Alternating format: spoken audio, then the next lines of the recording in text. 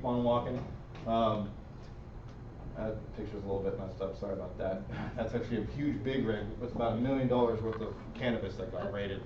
So just imagine, use your imagination here, best you can. We can insure $1 million worth of transport. You want to throw as much flour as you want onto that truck and send it on down to LA, please don't use state lines. Send it down to LA, do it, do it.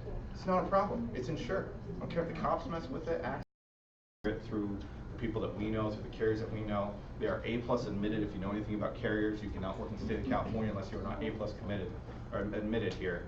And that basically means that you pay your claims and you back up your clients. If you don't do that, your reputation goes down and California says, get out. You can't do this here. So that's when we move. Any questions on it? If you're a farm and you're state compliant, but your county doesn't allow permits, would you still? Beautiful question. Insurance carriers do not care about county. They do not have time to go county to county to city to city. If you are state compliant, you can have insurance. And I want to kind of burst your bubble here with something too. I cannot do anything for the outdoor grows other than general liability and product liability. You have to have a controlled environment.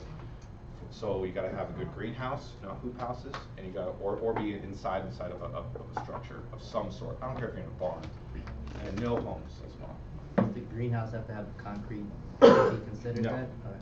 Greenhouse has to just have, basically if I can't get in your greenhouse with a knife, okay, it's the easiest way to put it. If I can't cut through your wall and get in your greenhouse, you got closed doors and a good security system, then you'll be okay for insurance. If you are in a county like that's that way and they come and give you an abatement notice with a fine structure, like a daily fine, do you guys cover the fine, or we do if not. they decide to stay, or no, because much like the law enforcement protection that we have for crops, if you're found guilty and tried on that, then we can't back you up. What do you ask? For fines and things like that. So if the county comes in and says, hey, you need to get out, or you're going to start paying fines, or you need to adjust it, we can't cover you in that aspect. If you were able to fight it and then those fines accumulated and you were found not guilty after 2 or 3 weeks, that would be under a civil suit, and we can back you up in litigation on that. Okay. So that would be under a civil suit, and we would wait for litigation costs and go, hey, I have to fight this for attorney fees, things like that. But if they came and gave you an abatement notice and was like, cut it now, or you'll get a fine and you cut it, would that be covered? No, it would not be covered. Because now you're acting out on your own, cutting your own thing, and saying you're forcibly due to this county's regulations, and that's completely on you. So. Is it okay if we wrap this up and keep moving? And JJ's gonna be on the panel, the final panel. We have just 2 more speakers. Next, thank you, JJ. Hey, thanks. First of all. Sorry.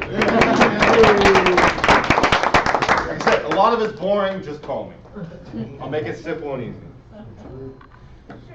Okay, so next we're gonna have Aaron Cheeseman, and he's with Walrich, which Walrich is marketing and branding. Just for me, getting into the cannabis industry, I realized that the cannabis industry is really starting to follow the lines of like the wine industry. It's all about branding. It's all about marketing. It's all about refining your brand to, be on that highest level. Okay, that's what Walrich does for big brands out there. One of them that I know of is Dignity Health. See their shiny billboards and all their stuff. That's something that they do.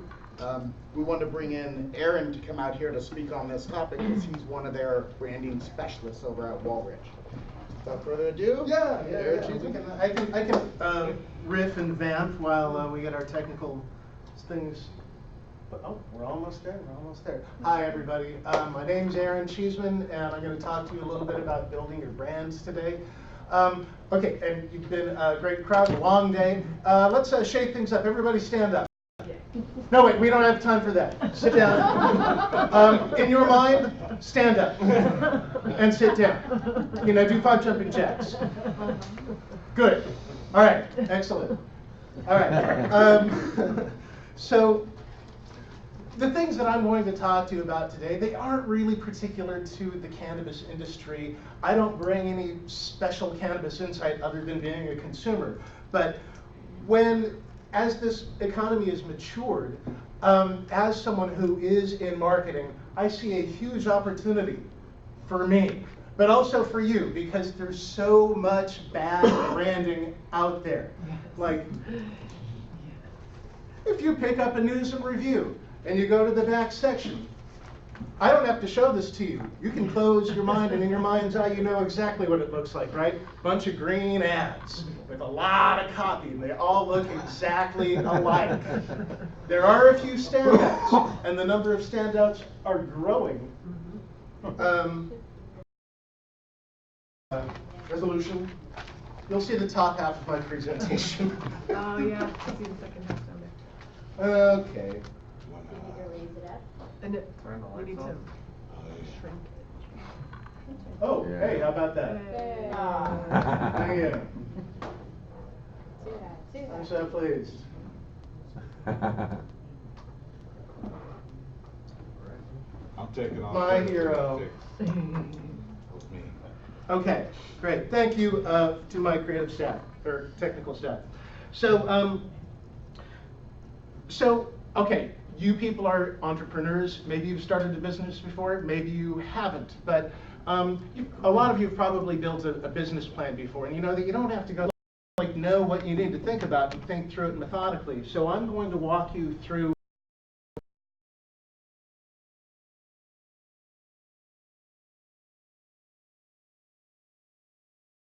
how you're going to. How are you going to talk to them? Are you going to try to talk to everybody all the time in the same way? You're probably not going to have a lot of success. So you're thinking about the personalities and the interplay. But first, let's define our terms a little bit better. What is a brand?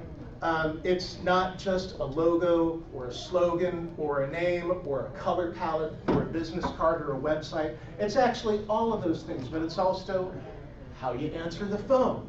It's how people perceive you. And just like your reputation, you can control how you act, but you can't really control how people perceive you.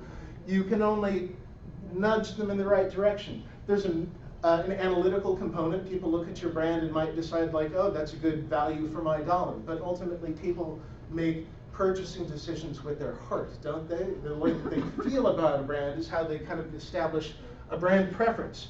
And of course, brands have a monetary value too, and it's something that's like actually calculated. The most valuable brand in the world is valued at 170 billion. Just the brand, like the look and feel and the personality. Coca-Cola? Apple. Coca-Cola is number 3. Apple. Apple is number 1. Google is number 2.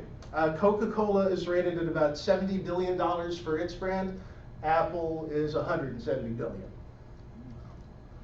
But you guys aren't planning on starting a beverage, well, maybe you are, service. But why do you care? Why does what matters to Coca-Cola matter to you? Because regardless of the market that you're in, branding is a kind of tribal loyalty that you're trying to establish with your customers. And you're starting with a blank slate, and you're building it with various creative components that you're rolling out. And you want to have some thinking about it beforehand so that all of the things that you produce don't look like individually produced one-offs that bear no resemblance to each other. Branding defends pricing in good times and bad. So like if you have a strong brand, if you have a preference in your market, you don't have to be the low price leader. When good times are good, you can be charging a premium. And when the market tanks, you don't have to be in the rush to the cheapest price because the strength of your brand insulates you from that. Also, there are going to be a lot of competitors depending on the spaces that you're working in. So how do you differentiate yourself? Now, you might have like a product that is like one-to-one, pretty much the same as the other guy.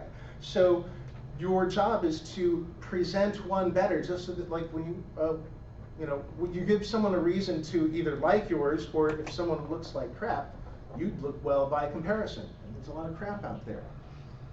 Okay, so suppose that you need a coat. That seems like a relatively simple question, but who is your consumer? What kind of brand are you expecting? Well, consider that there are different places you could go. What kind of customer do you expect when you might go to Walmart?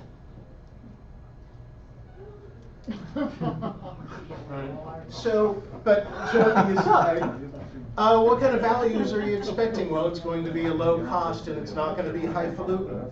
What about if you go to Target? Who's a Target shopper? Well, Target sells a lot of the same things that Walmart does.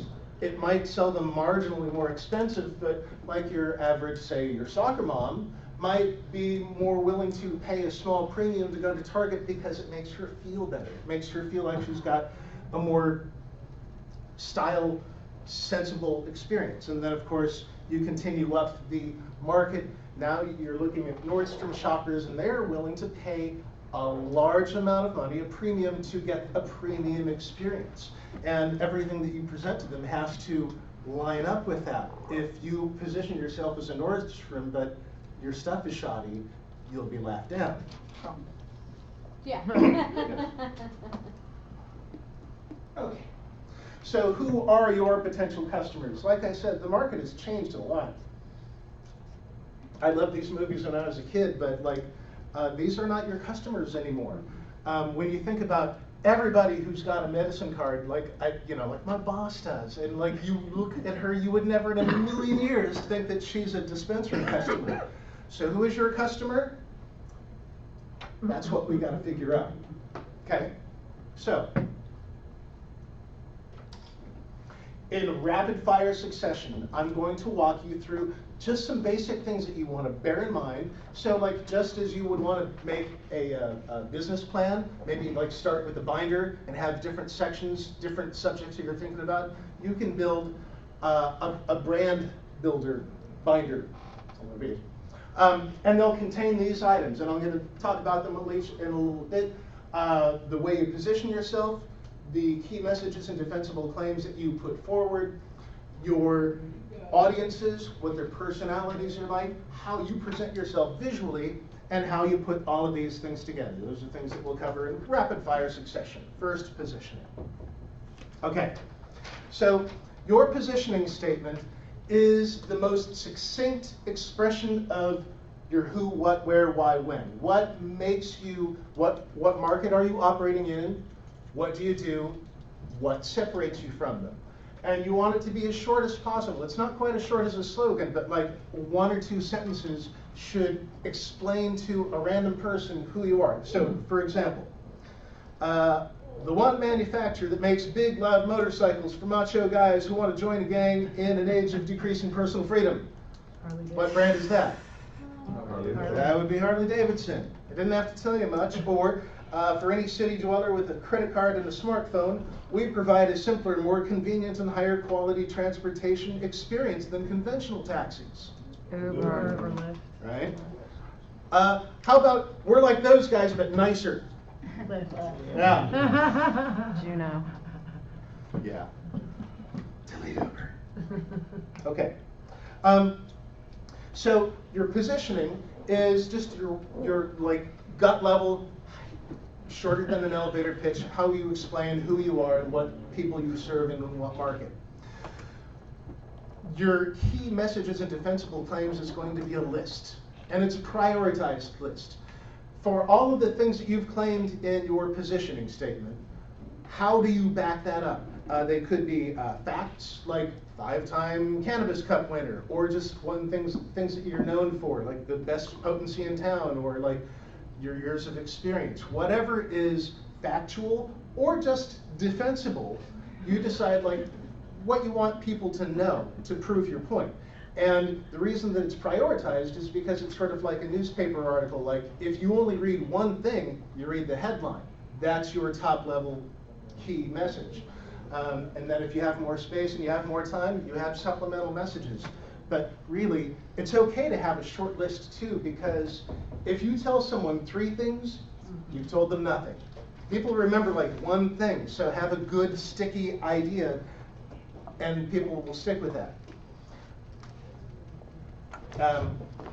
So what makes you different? What is factually defensible? Competitive landscape. Now this is something that Kara was talking a little bit about, like you got to know who else is out there. You're not operating in a vacuum. So as you go through all these ads, okay, well,